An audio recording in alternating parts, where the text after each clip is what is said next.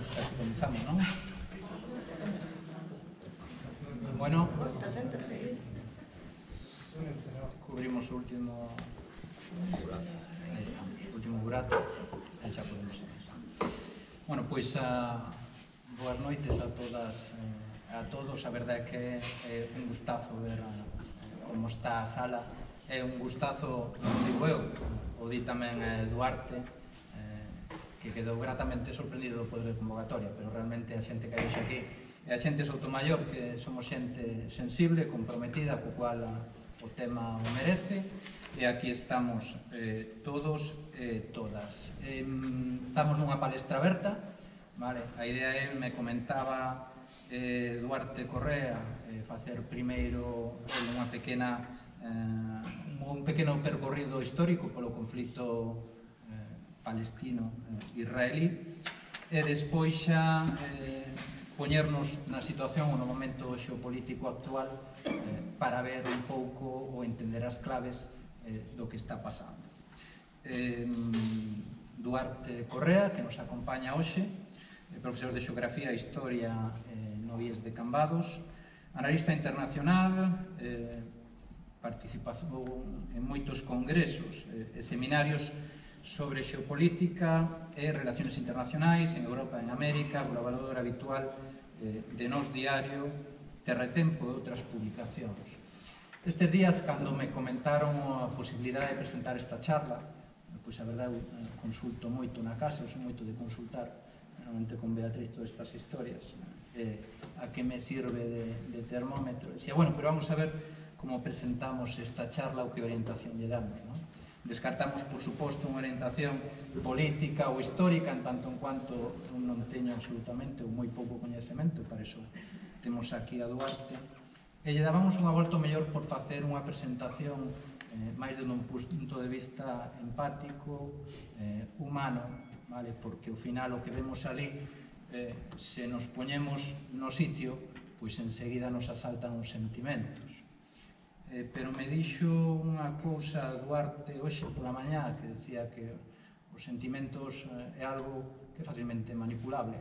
Entón, dixe, bueno, pois vamos a informarnos en profundidade para manexar eses sentimentos en condición. Sempre busco, cando se trata destes eventos, de tirar dun fío de algo personal, pero complicado topar algo personal cando te atopas a 6.000 km de distancia. Pero onte, cando estaba no chollo, eu traballo no Faro, son director de tecnoloxía, e me chegou unha alerta que me pareceu moi interesante.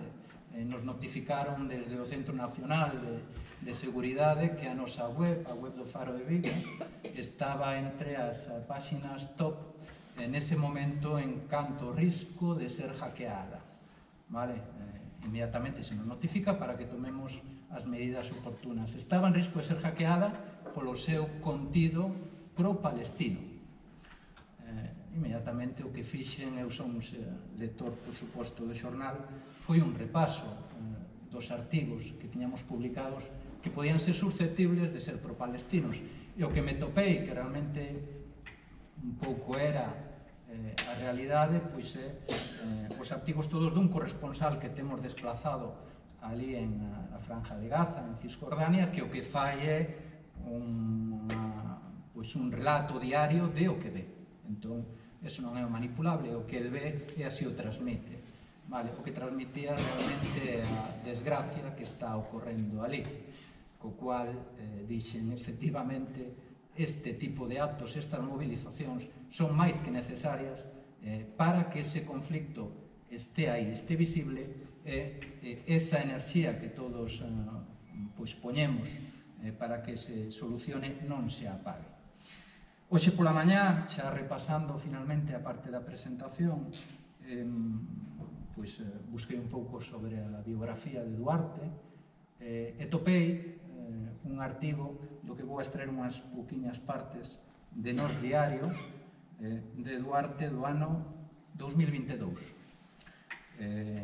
18 de xaneiro de 2022. Se me permitides, é moi rápido, vos leo un par de extractos. O artigo se titula Palestino, silencio e vergonza. Converteuse xa en tradición, unha vergonzosa tradición, que un par de veces ao ano asistamos a ataques do exército israelí contra territorio palestino. baixo o pretexto de responder a agresións. Durante días, ás veces semanas, asistimos á demolición de viviendas e á destrucción con proxectis de precisión cirúrxica de infraestructuras clave para a vida dunha comunidade, depósitos de auga, almacéns de alimentos, hospitais, escolas ou talleres. Converteuse tamén en tradición que, diante destes feitos, moitas persoas boten as mans á cabeza e as máis sensíveis apaguen a televisión ou ver sangue e destrucción que non son agradáveis á hora de xantar ou da cea. Pero cando apagan os focos ou viran o chorro de luz cara a outro obxectivo, fican a escuridade e o silencio. Escuridade e silencio mestos que tentan rachar persoas con conciencia humanitaria e entidades solidarias, organizando actividades de denuncia e exixindo da comunidade internacional unha intervención para rematar dunha vez por todas o sufrimento palestino.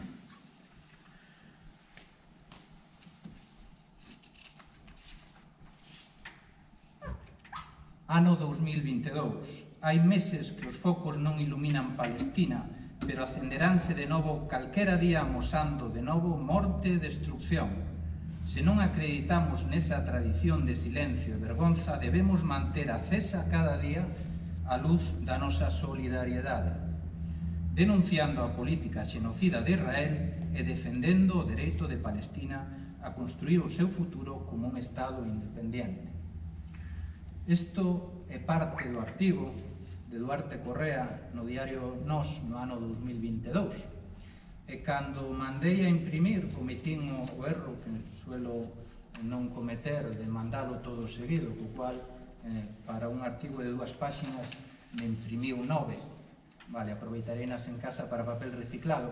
Pero na última páxina, sempre vos digo que veo a veces ou busco os sinais, na última páxina había un comentario, un único comentario, vale, dun nick que se chamaba Hermérico.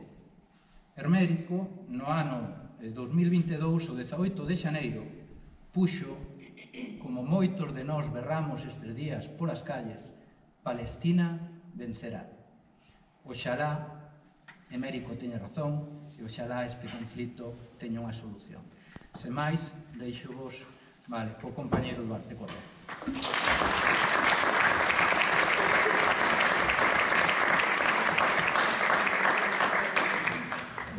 Que cando vas a empezar unha charla te citen, pois, bueno, grazas. Bueno, boa noite, eu agradecido por estar convidado polo BNG de Soutomaior. Ademais, eu, aínda que a xente nova daqui non o saiba, teño unha relación histórica co nacionalismo de Soutomaior de hai moitos anos. E, ademais de estar agradecido por que nunha noite como esta decidírades que non tiñades nada mellor que facer. Antes de empezar, comentar que eu caracterízome por non ser políticamente correcto, porque eu creo que o obxectivo de calquer tipo de charla non é deixar a xente coas cousas claras, senón crearlle dúbidas. E que significa non ser políticamente correcto? Eu nego que estea habendo unha guerra entre Israel e Palestina. Por 2 razóns. Unha, Palestina non é un Estado. 2, Palestina non é exército.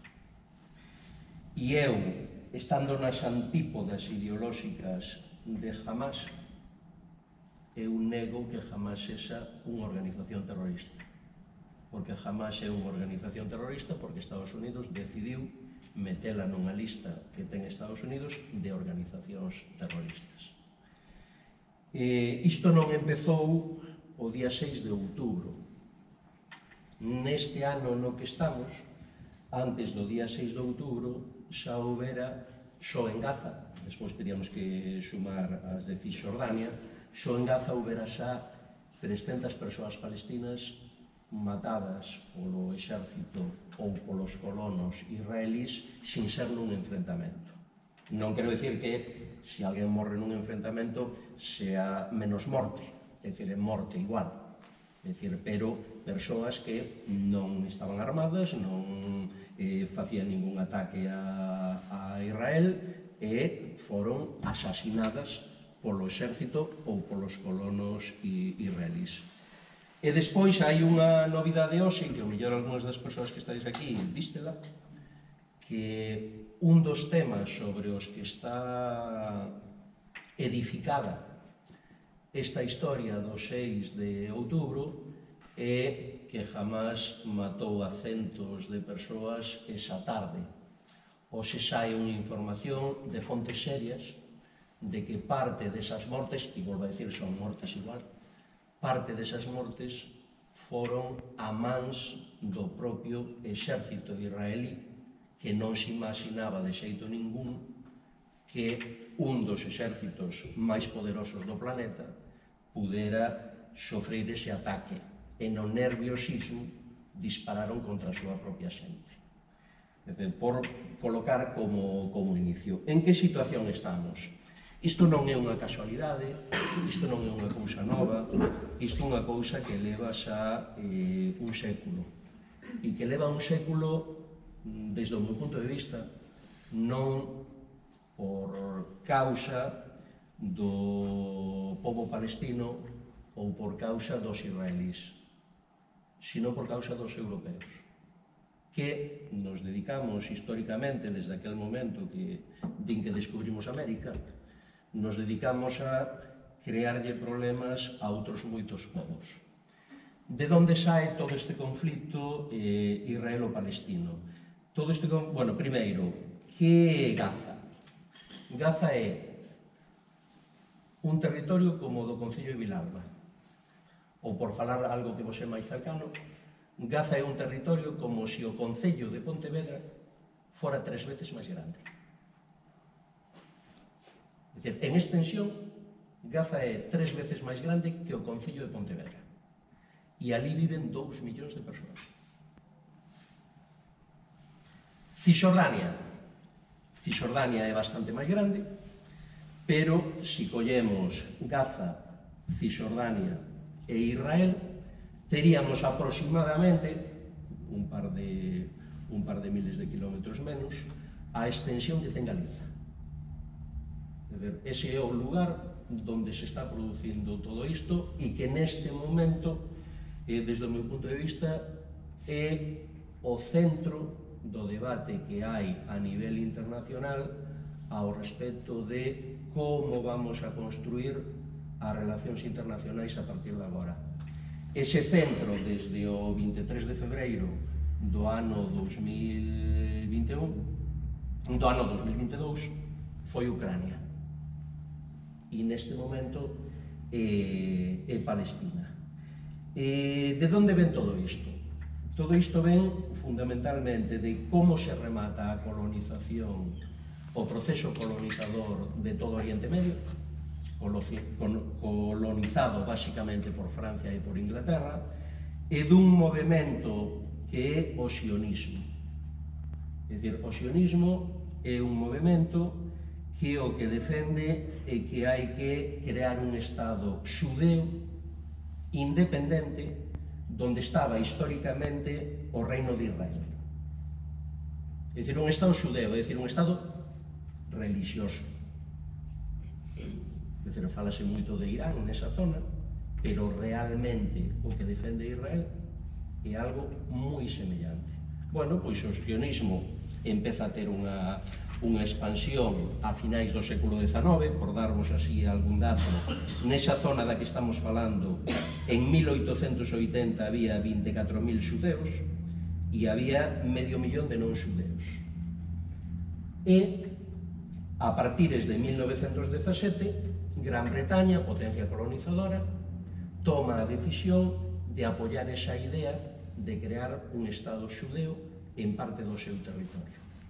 E entón empeza a producirse unha emigración importantísima de persoas xudeas de distintos estados a ese territorio. Por darvos outro dato, en 1931 xa hai 174.000 xudeos nese territorio.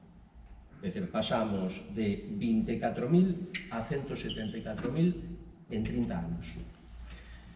Temos a Segunda Guerra Mundial, e na Segunda Guerra Mundial, unha parte dos europeos, pois, cometemos o Holocausto, o asesinato de 6 millóns de xudeos, máis homosexuais, comunistas, xitanos, etc., etc., na Alemania nazi. Remata a Segunda Guerra Mundial e, desde o meu punto de vista, o que trata de facer Europa, e despois asumido polas Nacións Unidas, é un complexo de culpa, que é lógico. Cando no teu continente son asesinadas 6 millóns de persoas, un complexo de culpa que debería solucionarse en Europa, ou debería buscarse un camiño en Europa, o trasladan ao Oriente Medio, coincidindo co proceso descolonizador. E se toma a decisión de construir un Estado xudeo en territorio no que naquel momento había árabes, non exclusivamente árabes palestinos. A evolución é esta. O verde era a poboación, aí pon Palestina, pero había ademais de palestinos outros árabes, en 1881. O pouquiño negro que hai eran os enclaves xudeos que había naquel momento. Vede como vai evolucionando. 1914 un pouquiño, 1948 se produce a creación do Estado de Israel e a decisión que se toma cando se crea o Estado de Israel, saltándose a propia decisión da ONU, é que haxa dous enclaves palestinos que estean separados. Gaza é isto, e o resto é Cisjordania.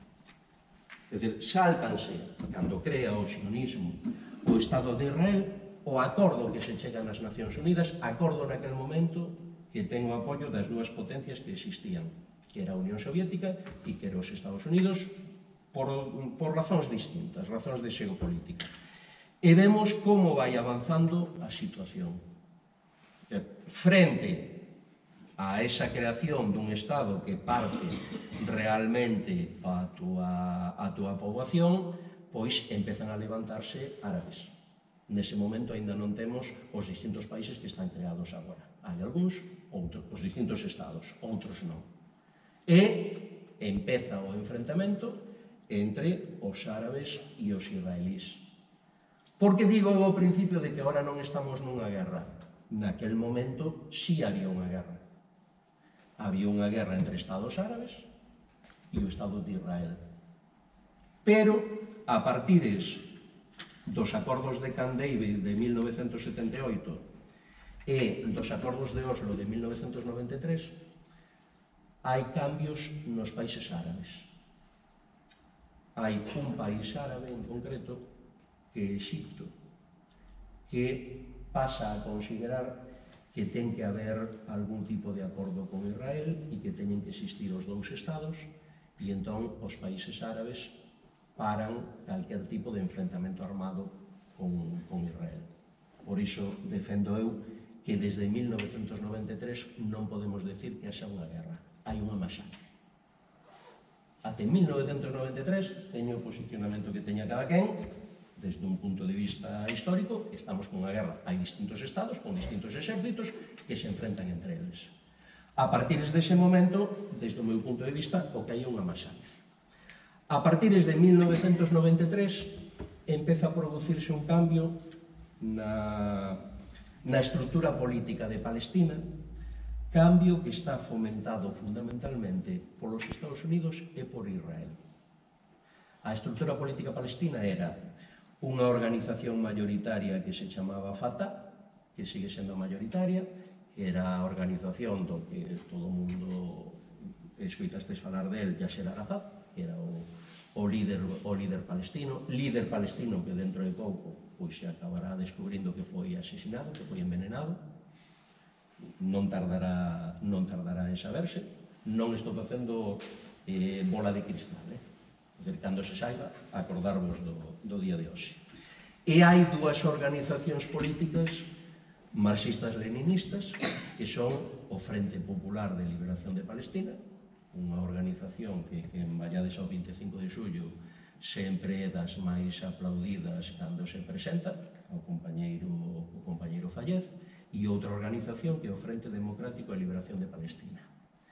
E non están de acordo con Fatah, enfréntanse a Fatah e empeza a aparecer unha organización humanitaria que ten a súa orixe en Egipto. Ten a súa orixe en Egipto nunha organización que se chama os Irmáns Musulmáns. Unha organización que, falando da nosa cultura, con todas as diferencias que pode haber, a poderíamos comparar con Cáritas. Con Cáritas. No sentido de atender a xente necesitada, axudar con cuestión de vivenda, con cuestión de medicinas, etc.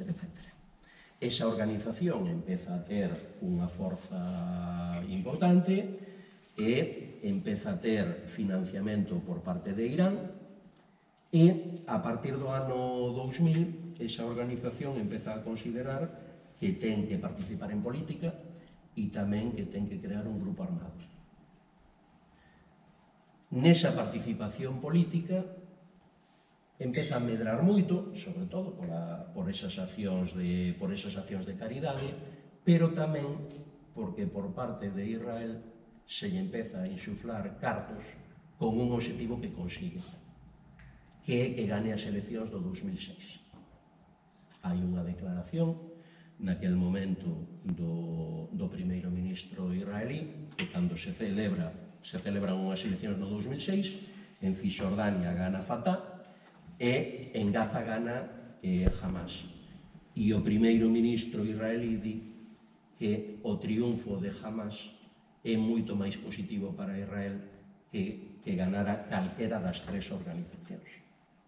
É dicir, aí, e hoxe hai documentos desclasificados dos Estados Unidos que deixan claramente que hubo un interés e hubo parte dun financiamento por Israel para dividir as organizacións políticas que había en Palestina e crear unha organización política nova. É dicir, entón, o nacimento ven por aí, cando se está falando de unha organización terrorista, etc. A ver, lembrade as Torres Gemelgas. Quen foi o líder das Torres Gemelgas? Unha persoa que foi financiada polos Estados Unidos, e isto non é novela rosa, que foi financiada polos Estados Unidos para empezar a guerra en Afganistán contra os soviéticos, Bin Laden. Despois, neste caso, podemos estar falando dunha cuestión semellante. E remato xa coa historia, que son profe de historia e a veces me paso. Vamos ao que penso eu que está acontecendo neste momento ali e que a veces, pois, a algún se lles pode ir das mans.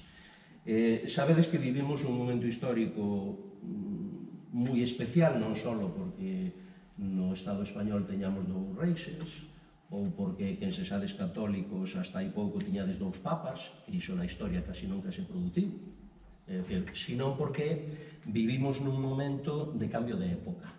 É dicir, vivimos nun momento de cambio de época, cando cae a Unión Soviética en 1990, pois nos pasamos hasta hai 4 ou 5 anos, o que se denomina en xeopolítica un mundo unipolar.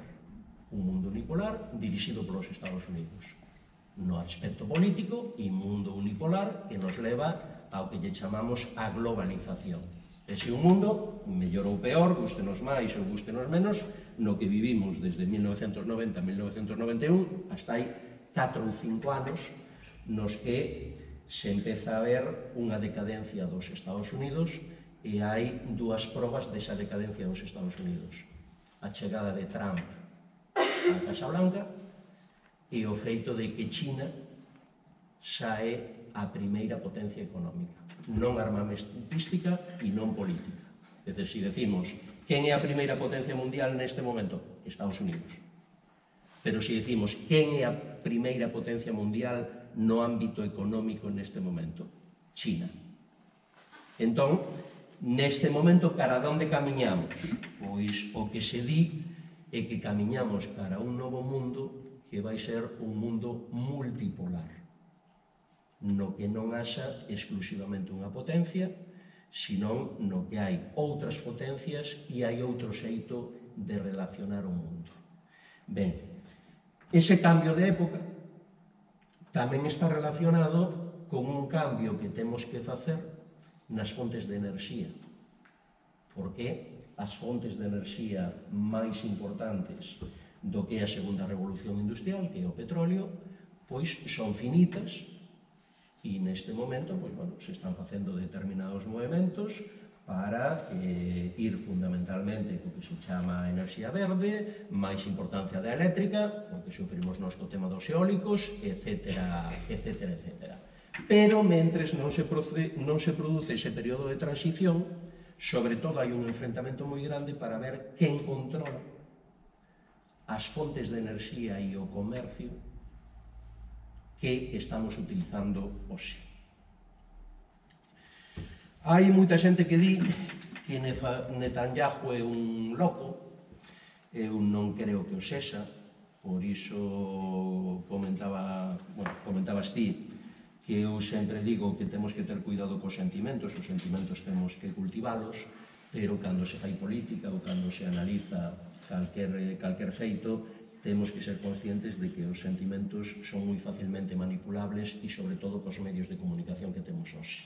Aquí tedes dúas frases de Netanyahu, que son frases desas que diríamos este tipo está loco. Unha que parece, pois eu que sei, o ayatola de Irán, somos o pobo da luz e faremos a realidade a profecía de Isaías. E outra de hai 3 días, se non me equivoco, que Netanyahu asegura que Israel controlará indefinidamente la seguridad de Gaza tras la guerra. Hai outra de hoxe, pero isto xa o tiña preparado, no que di contrario. No que di, non, eu non quero controlar Gaza durante toda a vida. Entón eu digo, Netanyahu non é un tolo. Aí vai a terceira imaxe. Iso é o discurso de Netanyahu o día 26 de setembro nas Nacións Unidas, con ese mapa. Nese mapa foi moi criticado, porque é moi pequeno, non se ve, pon Israel como todo o territorio, é dicir, coméndose tamén Palestina.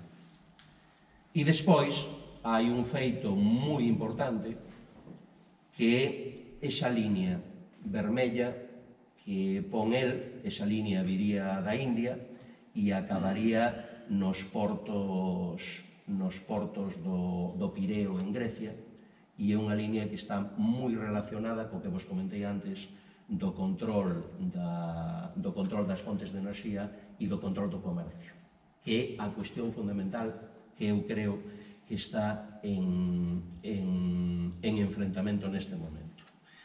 Estamos nunha zona que, por darvos así algún dato, ten o 60% das reservas de petróleo do planeta. Xunto con Venezuela, tería o 75%. Ten o 40% das reservas de gas do planeta. E por aquí pasa o 60% do comercio que ten China. Lembro-vos que China neste momento é a primeira potencia mundial económicamente. E estamos nunha zona na que históricamente Arabia Saudí era un dos aliados máis fieles dos Estados Unidos, Egipto era un aliado dos Estados Unidos, Turquía, dependendo do día, podía ser aliado ou podía non ser aliado, pero no que nos últimos 15 anos desapareceu Irak. Estivo a piques de desaparecer Siria. Hai 3 anos houbo un estoupido que aínda non sabemos de onde viu no porto do Líbano, o porto comercial máis importante da zona, estoupou todo o porto. Din que porque había quen tiña almacenados ali explosivos. Pero non hubo absolutamente ninguna investigación. Algo semellante á destrucción do gaseoducto Alemania-Rusia que hubo ano pasado.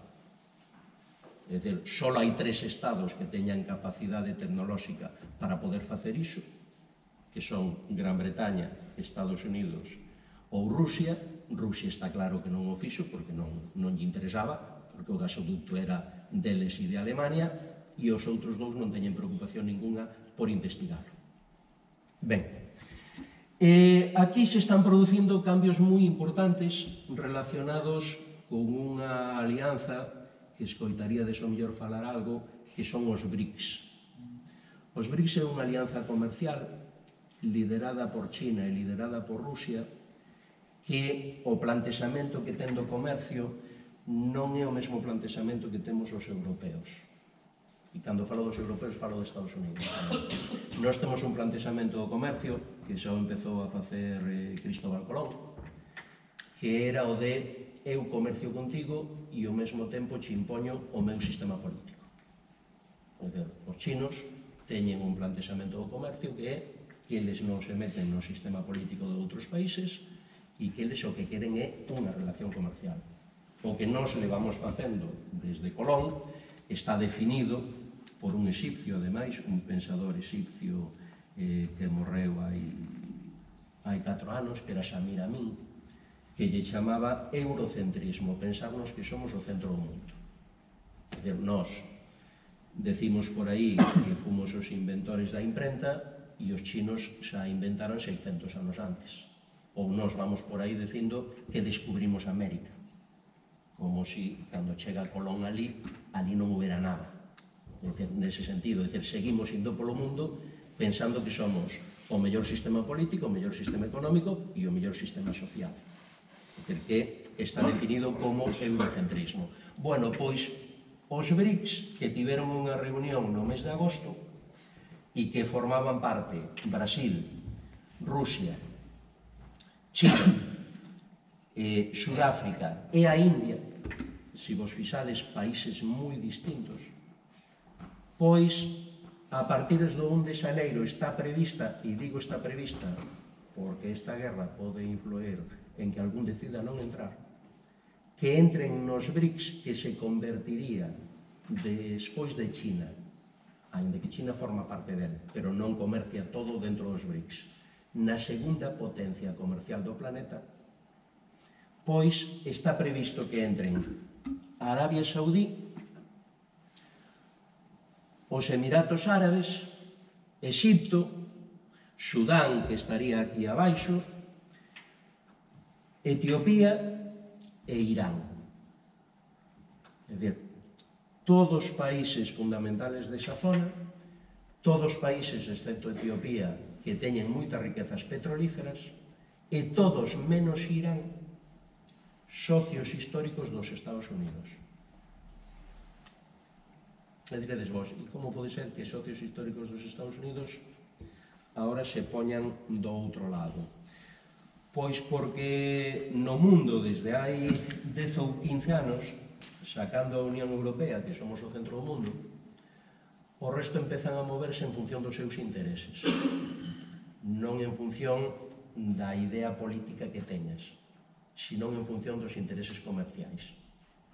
E hai determinados estados que son antagónicos, como por exemplo Irán e Arabia Saudí, que neste momento consideran que o mellor para a súa economía é acercarse a ese conglomerado que son os BRICS.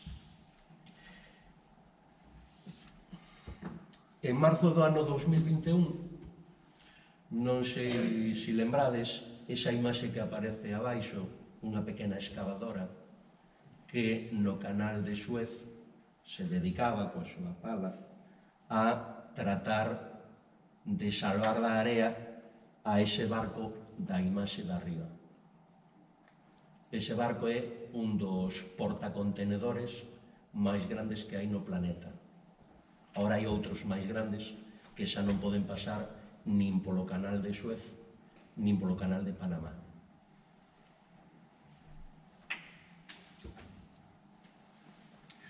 Un dos elementos que eu creo que están relacionados con esta guerra neste momento é este. O canal de Suez é un canal que nacionalizou Exipto hai xa bastantes décadas, un canal que lle dá o 25% dos ingresos a Egipto e que neste momento xa se quedou pequeno, é un canal no que non se pode circular en doble sentido. Durante 6 horas se circula en sentido norte, durante 6 horas se circula en sentido sur, pero que é un canal que neste momento xa non caben os portacontenedores máis grandes do planeta. Portacontenedores máis grandes do planeta que tampouco caben polo canal de Panamá. E iso que o canal de Panamá foi ampliado hai 3 anos.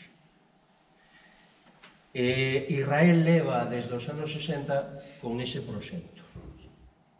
Ese proxecto é crear outro canal que tería 60 kilómetros máis que o canal de Suez, que sería moitísimo máis ancho e que convertería a Israel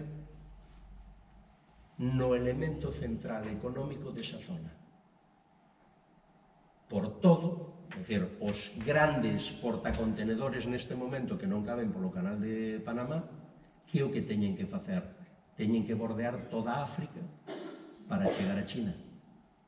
Estamos falando dunha diferencia de tempo de 2 semanas, que non é broma. E que ten que ver isto con Gaza? Gaza está aquí. Cantas veces escoitamos estes días que Israel lle pide á poboación do norte de Gaza que vaya para o sur? Por qué? Porque se ten aos palestinos aí, a súa seguridade está máis complicada. Mentres que se os palestinos se marchan para o sur, 1 millón de persoas que se marchen para o sur, a súa seguridade está mellor. E quen ten o problema? Esta é a fronteira con Egipto. Quen ten o problema é Egipto, que lle metes 1 millón de refugiados. 1 millón de refugiados que habería que engadir a 6 millóns de palestinos que neste momento están fora de Palestina refugiados. Algúns desde o ano 1948. Entón, unha das razóns que eu creo que están relacionadas con todo o que está facendo Israel nesta guerra é a súa intención de masacre para ir avanzando nese proxecto.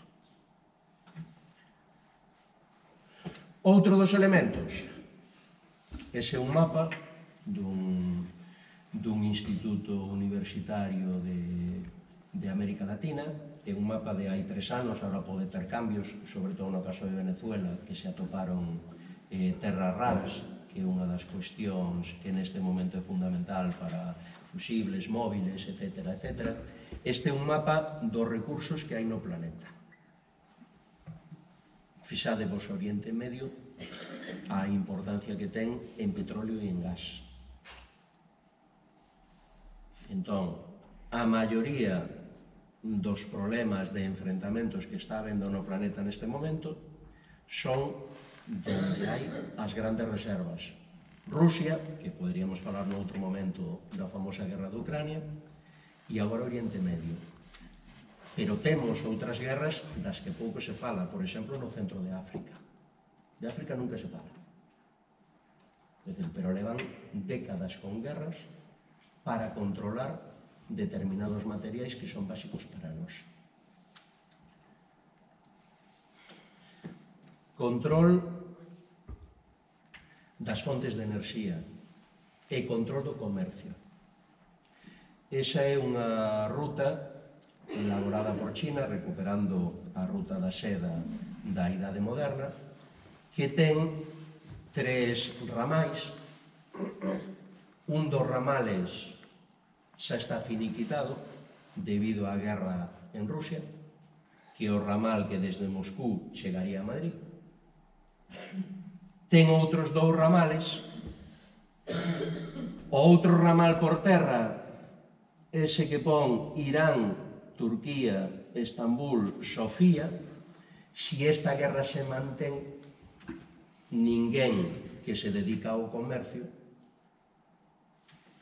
comercia en sitios nos que hai inestabilidade. Entón, lle crearía outro problema a idea china de expandirse comercialmente. E lle quedaría outro ramal, que é o ramal marítimo, que aí está habendo algúns movimentos, pero polo menos polo de agora, afortunadamente, non está habendo unha guerra como temos hoxe tanto en Ucrania como en Palestina. Frente a esa ruta da seda china está aquel mapa de Netanyahu, que en grande este. Israel sería o remate dunha ruta fomentada polos Estados Unidos que sairía da India, pasaría polos Emiratos Árabes, por Arabia Saudí, xa temos arreglado Siria, e pasaría polo porto de Haifa. O porto de Haifa foi comprado por un consorcio indio hai 2 ou 3 anos, é dicir, despois do Líbano, e unha vez o do Líbano temos finiquitado, é o porto comercial máis importante desa zona, e fomentado polos Estados Unidos, no que se convertiría Israel nun dos elementos fundamentais.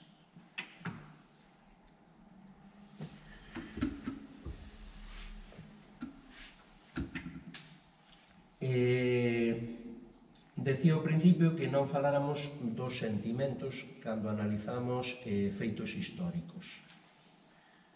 Isto son distintas cousas que saquei de internet dos 2-3 meses despois de iniciarse a guerra de Ucraína e de toda aquela campaña que hubo, que eu non digo que non haxa que tela, a favor dos refugiados ucraínos. Pero por que xa levamos un mes de guerra no caso de Israel e Palestina?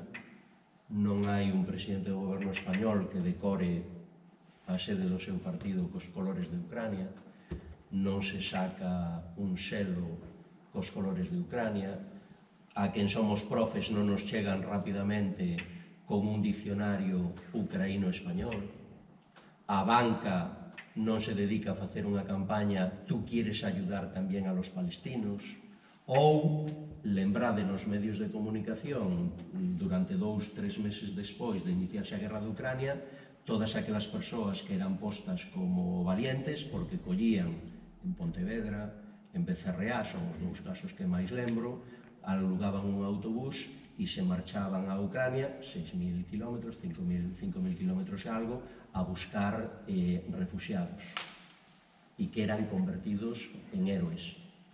Agora, unha persoa que quere falar no Parlamento Europeo con ese pañuelo é expulsado do Parlamento Europeo aínda sendo diputado. Si levas ese pañuelo a un partido de fútbol do Pontevedra, non che deixan entrar. Por que é todo iso? Porque nos decimos Israel ten dereito a defenderse.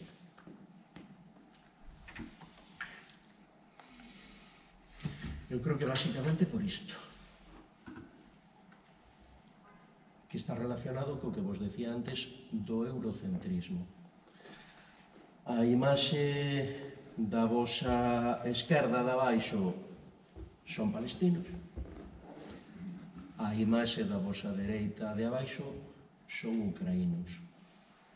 Uns son blancos, rubios, guapos, regordetos como nós, ou bueno, como algúns de nós.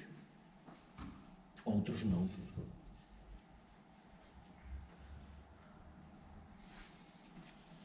Para rematar, eu creo que a razón desta guerra non é que Israel o collera desprevenido. Israel sabía que iba a pasar isto. E aí hai un informe, que pasa que, bueno, hai que ver se se confirma, de que os servicios de inteligencia egipcios avisaran a Israel de que se estaba preparando algo grande. E Israel dixo, me interesa neste momento.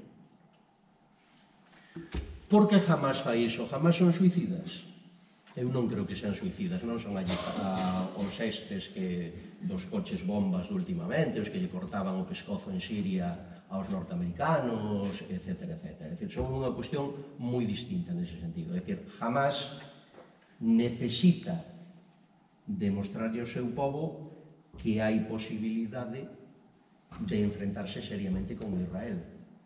E entón tomou a decisión que ao mellor a todas as persoas que estamos aquí nos parece unha locura, pero hai que situarse desde 1948 vivindo nunha ocupación que da túa poboación, que son aproximadamente 8 millóns de persoas, 5 estean fora, que a situación que tes é que cada semana, cada 3 ou 4 días se están matando a parte da túa poboación e o mundo non di nada.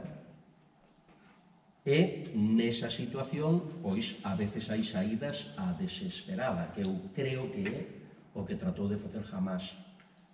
E que neste caso Israel se agarrou a iso para intentar rematar o que é o xenocidio. Eu creo que Israel neste momento xa vai intentar non dar marcha atrás no xenocidio. É dicir, que non é eliminar a todos os palestinos, pero é aquilo que lles interesa económicamente, que é eliminar a 1 millón dos que están no norte de Gaza. Eu creo que aí van tratar de non parar. Por qué? Porque ao mesmo tempo o que poden conseguir é que diante desa situación estados que agora empezaban a aliarse volvan a situarse nunha situación de enfrentamento. Básicamente dous: Arabia Saudí e Irán. Se Arabia Saudí e Irán volven a estar nunha situación de enfrentamento, hai un problema moi grande para a economía china e tira para adiante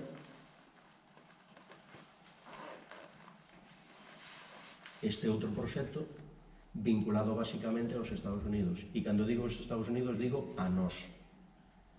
Porque hai un elemento tamén. En Gaza hai moito gas. Nós, desde a guerra Rusia-Ucrania, deixamos de ter como principal proveedor do noso gas Arxelia, e o principal proveedor do noso gas son Estados Unidos, e está entrando no noso mercado Israel tamén. Entón, que os nosos gobernos estean calados diante do que está acontecendo está moi relacionado con que nos últimos 2 anos nos colocamos, digo porque nos las colocamos nós mesmos, co tema da guerra de Ucrania, unhas esposas que nos teñen agarrados totalmente ás decisións que poida tomar os Estados Unidos. De canto subiu o petróleo, canto subiu o gas, etc., e todo foi culpa de Putin. É dicir, cando o lóxico para nós, neste momento, sería, para nós me refiro a Unión Europea, incluso para o gran empresariado da Unión Europea, sería que buscaran un terceiro camiño. É dicir, un terceiro camiño que, por exemplo, en Alemania, que era o motor económico de Europa, e xa non o é, en Alemania, con Angela Merkel, persoa que está nas antípodas das ideas políticas de supoño que todas as persoas que estamos aquí, pero ela tiña claro que Alemania, o seu empresariado capitalista, precisaba ter un camiño propio, que eran as relacións que tiña con Rusia. É dicir, sin embargo, chegan os socialdemócratas, deciden romper totalmente as relacións con Rusia, hai ese estoupido no fondo do mar que nadie se sabe que lo hizo, e neste momento a Alemania xa está en recesión desde hai 2 meses e xa está deixando de ser o motor económico de Europa. Que facer frente a todo isto? Eu o que creo é fundamentalmente tratar de informarnos non exclusivamente co que poida dicir eu, pero non deixarnos levar por esas imaxes de sangre, destrucción, sesos, tripas, etc. Porque o que fan calquera de nós, vemos a un israelí ou vemos a un palestino coa cabeza desfeita e nos sensibiliza. pero o que temos é que ver o que hai detrás. E o que temos é que ver quen ten a responsabilidade sobre todo iso. É dicir, 10.000 mortos, datos que daban hoxe, 4.900 menores de idade. Non é casual que Israel se dedique a ir a polos hospitais. Vale, pode haber un hospital ou dous hospitais nos que debaixo haxa un cuartel de Hamas. Pero que acontece nun campo de concentración no que non tes hospital? Que a morte é moito máis rápida. E que entón hai moitos problemas en canto a poboación se poida manter. E a poboación, se ti tes un fillo e non tes hospital, o primeiro que faz é coller a maleta e marcharte para outro país. Co cal, sexa por morte ou sexa por desprazamento, van librando aquilo. E, ademais de informarse, solidarizarse. O luns temos outra cita.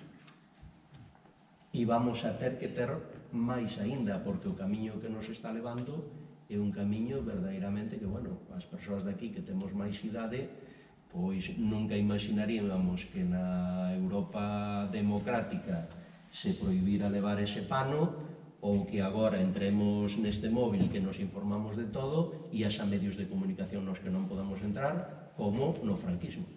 Ou como en Irán, en la Venezuela esa que nos din, etcétera, etcétera. Iso está acontecendo aquí en Europa. E iso era o que vos quería transmitir. O mellor algunhas persoas pois viñan con outra idea. A min o obxectivo, se consigo, que cando cheguedes a casa vos poñades a buscar outra información, a ver se eu estou mentindo, ou para confirmar o que estou dicindo, eu marcharía contento. Nada máis.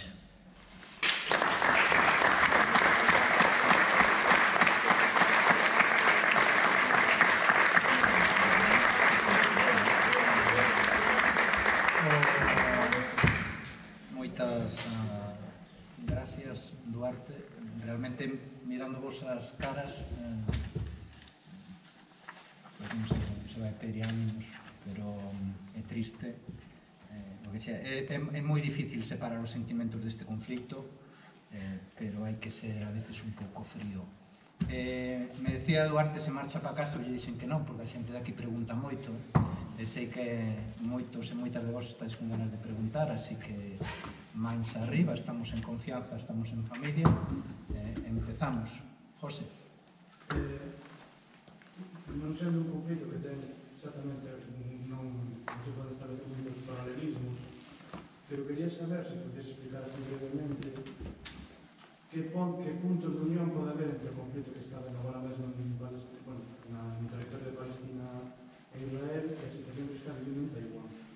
Tanto en canto Estados Unidos digamos, o actor principal, ainda que intente camuflarse.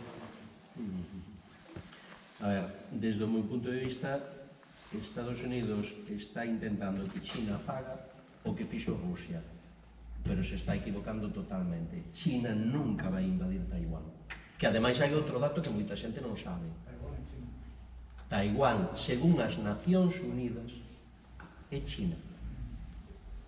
Non é o rollo de que Khrushchev lle regala Crimea a Ucrania, non, según as Nacións Unidas, e sin veto de Estados Unidos nin de ninguén, Taiwán é China. Temos, hai moi poucos anos, o caso de Hong Kong. É dicir, pero Taiwán é China. E China aí, na súa planificación, xoga normalmente a medio prazo, que é no que nos gana os occidentais. Eu non creo, é dicir, están provocando, pero eu non creo que China vaya a invadir Taiwán.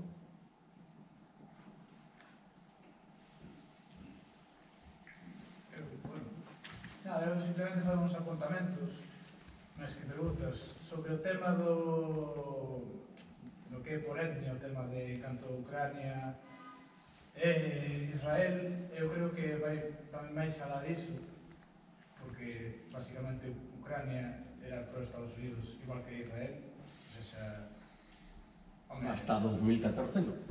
Bueno, 2014, claro, hai que foi onde empezou o conflito de Ucrania realmente, non foi no 2021. Eu teño un artigo de novembro de 2014 no que falaba da guerra. Claro. que iso tamén habería que fundar, e tamén no Nagorno-Karabaj habería que fundar tamén, que pouco se fala do conflito que hai entre Azerbaiyán e Armenia. Entón, bueno, iso, que eu creo que habería que mirar máis alá, porque está vendo tamén refugiados israelíes, máis que refugiados xente que se larga de aí porque non quere ter nada que ver. Ademais que unha morte, baixo o meu punto de vista, evidentemente, unha morte israelí non ten nada que ver con unha palestina, máis que nada porque os israelís constan, vamos, é algo que é fácil de constar. Os colonos están todos entrenados militarmente para, bueno, pues, en caso de usar forza, pues, armamentística, pues, ter aquela preparación, en canto os palestinos, que os saiba, vamos, por lo menos, non é así, son civis, pues, normais e correctos. Entón, por iso creo que o peso das mortes, evidentemente, unha guerra nunca é boa unha guerra, pero sí que hai que ter en conta que non que conta cada bando, que un palestino está máis que visto. Os palestinos non se defenden con misís como se defenden os israelitas. Bueno, os israelitas. Estados Unidos mandando a... E nada, simplemente iso, que coincido no que estás dicindo ti e, por exemplo, un dato. Todo o mundo escoitamos falar de que no ataque de Hamas morreu unha española. É mentira. Morreu unha soldado israelí con doble nacionalidade. Pero non nos din morreu unha soldado israelí que tiña doble nacionalidade, non, dinnos, morreu unha española. Despois, Siles tal que estaba facendo a mili, entón dis, pero si a mili en España xa dos últimos que fixeron a mili fun eu. É dicir, tal, entón que, claro, pero é a utilización da información para o que comentaba antes dos sentimentos. É dicir, nese sentido. Non, é que está tamén, un pouco se fala tamén de José Couso estes días, sabendo que o propio exército israelita o asasinou no seu día. Bueno, militares españois. Nada, simplemente iso. Porque era un apuntamento... Mais preguntas? Eu quería comentar algo que sempre quero analizar e sempre tengo unha confrontación terrible. Eu que son bastante maior, estudei de monxas e todo eso, e levame sempre aí para atrás buscando iso a Netanyahu con Isaías, que para nós Isaías era algo moi de preto, porque os que estudamos religión e te facían estudiar todo iso e todas aquelas citas bíblicas e todo eso que te levan a esos países que sempre os tivemos moi presentes, sobre todo os que fomos estudantes en colexios religiosos. Bueno, pensas toda esa converxencia de religións que hai aí e pensas que todo eso, pues, seguramente toca a religión porque te falla da parte, todo eso, unha maneira, porque todo eso outra. Eu entendo isto, o que acaba de falar, pois así técnico é moi sustentado nos conflitos por cuestións materiais e de intereses comerciais e estratégicos, non? Pero, sin embargo, que difícil é entendernos porque pensas no povo palestino, comparten Belén, aquilo que che fai os ríos, o rei Salomón e toda aquela xustiza e todo iso que comparten eles, e que converse aí a nosa religión, que maioritariamente é cristiano, católica ou como se quiera chamar, e todo eso que a ti te fan ver que son tan extremistas, pois os islamistas, eses musulmáns, eses árabes. Eu teño aí un conflito terrible con disociar todo isto, a parte tan sustentada que vostedes puxo no tema comercial e de intereses, e logo que a nós nos fixeron ver durante moitos anos, correr a vida con todo iso, como que Isaías que está comentando. Entón, eu entendo, os xudeus pois si mataron a Cristo, eso para nós xa parte que te leva a decir, apartémonos dos xudeus, porque mataron a Cristo que ainda están esperando que veña o Mesías. Esa parte engancha moito tamén aí, e dices, que son os conflitos, que ainda están esperando o Mesías que chegue. Non explotar todo ese gas natural que teñen aí, eses recursos. E os outros que non sei que combaten cidades religiosas, con distintos pensamentos, e que os outros son matanallos, que son os cordeiros de Dios, e os outros parecense máis a nós. E iso todo tamén é unha diversencia entre nós a hora de poder comentar libremente estes conflitos, non?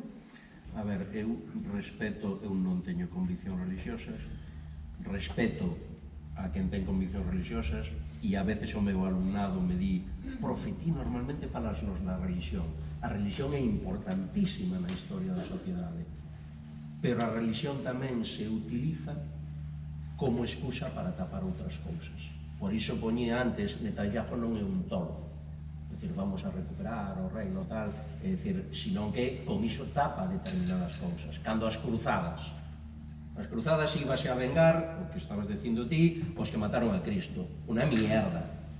As cruzadas iba a buscar unha ruta comercial dos fenicios e dos cartaxineses. O que pasa que lo inventamos así, Ricardo Corazón de León, etcétera, etcétera. No, o que pasa que o enmascaramos, é dicir, nese sentido, con outros intereses. É dicir, e despois hai unha realidade. E, se somos crentes ou non, supoño que a inmensa maioría de quen estamos aquí, somos de cultura católica. As tres religións do libro, xudaísmo, islán e cristianismo, foron as máis utilizadas para tapar as carnicerías máis grandes da historia. É dicir, vale, porque ahora lo que tenemos de moda, porque tenemos medios de comunicación, etcétera, son os zumbaos aqueles que en Siria lle cortaban o pescozo e se buscaba en YouTube para ver esas animaladas. Pero poucos anos antes o fixemos outros. E agora o están facendo coa excusa do xudaísmo, coa excusa. O están facendo os israelís. É dicir, nese sentido, pero sí, é utilizado para tapar cando debería ser o contrario. Pero é curioso, tamén hai noutras, pero históricamente posta a estudar, e fundamentalmente son as tres religións do libro sagrado, que ao final é o mesmo libro, con distintos capítulos, é dicir, tanto o Torá como a Biblia como o Corán, estamos falando do mesmo libro, bueno, con distintas edicións, se o decimos así un poquinho, é dicir, pero que a orixe é a mesma, non? É certo, sí, coincido co que distí, cando o lóxico debería ser a posibilidade de convivencia, e nese caso cando esa é unha cidade santa para todos. É dicir, un exemplo, por que se dedicaron a atacar fundamentalmente a mezquita da Casa? Sería imaginade como reaccionaría gran parte da nosa poboación se aquí destruíran a Catedral de Santiago. Claro, os musulmáns teñen tamén tres cidades santas, igual que temos tamén as persoas de cultura cristiana. Bueno, pois esa mezquita é unha das tres mezquitas santas. É dicir, mea que non ten capacidade para facer operacións cirúrxicas Israel del que le calga que mala sorte que me caiu o misil no hospital ou que me caiu o misil na mezquita. Home, a ver, eso lles pasa aos de Hamas, aos da Yihad Islámica, etcétera, que son artesáns. Pero yo de pasar a Israel que ten a capacidade para entrar no móvil de Pedro Sánchez e obligar a que lles deamos un corte de mangas aos saharauis. Ten capacidade para iso e non ten capacidade... O sea que nos montan unha película e como neste momento, na época da gran tecnoloxía, xa non nos acordamos do de Nontronte, porque a segunda intifada foi hai pouco e xa non nos acordamos dela. Vemos estas imaxes como totalmente novas. Ucrania acabou a guerra. Pois buscade nos medios porque non sale. E desgraciadamente está morrendo sempre. E dentro de pouco será outra. Por qué? Porque desgraciadamente estamos normalizando algo que non debería ser normal, a barbarie. Aquí non vai tardar con a banderita española. Sí, bueno, a ver o domingo. Máis preguntas? Eu quería preguntar, porque, bueno, todas estas movilizacións, ao final, falando do que podemos facer a título individual, ¿no? Sobre todo por librarnos un pouco desta situación de impotencia que creo que temos todas.